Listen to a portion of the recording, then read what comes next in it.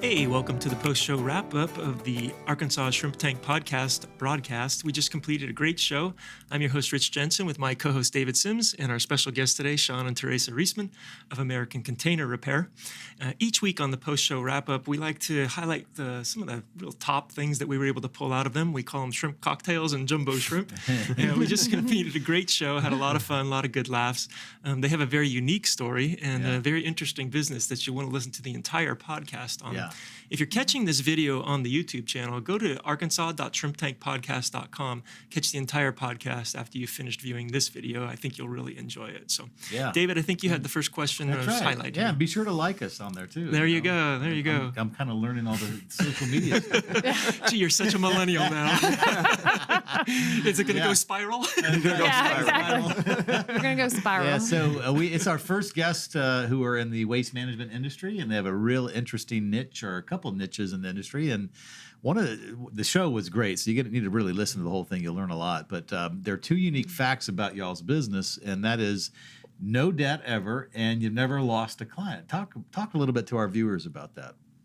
I would say the debt, what we do is just make sure that we're putting the money where it's supposed to be. We're spending it wisely, and just watching the bottom line as far as that. And the clients, we've never lost a client. It's due to the integrity of the company.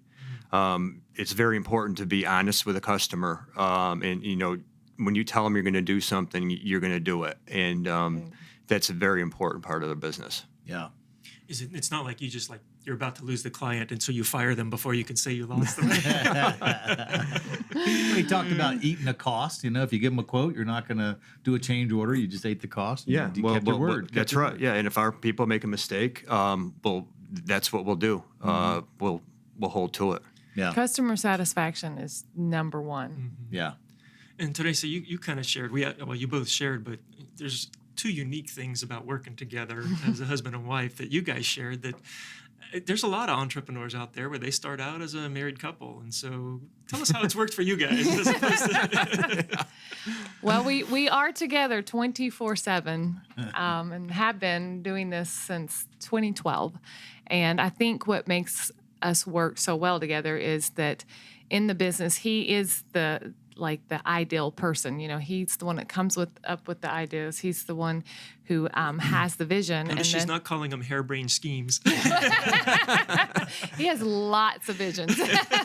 Too many visions sometimes. And then I've got a business degree, and I managed companies my whole life. And so then, I do the management part of it as far as all the financials and the payroll and the invoicing and, all that side of it. And, so he kind of does the labor part, and I kind of do the financial part. We each have our job, and together we make it work. And it works. Really it works good. really good.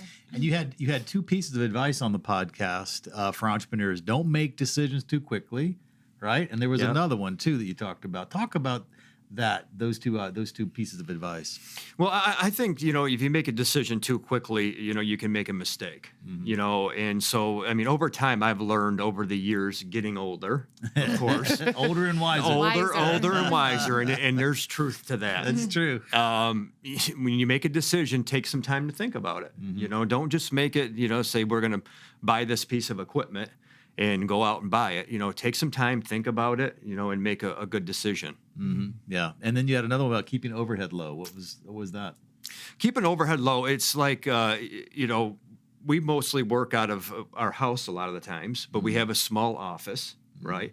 So we keep our overhead as low as possible. Yeah. Even with our equipment, when we go to buy a piece of equipment, we make sure it's the right piece of equipment, the cost of that piece of equipment, to make sure it makes sense for us. Right.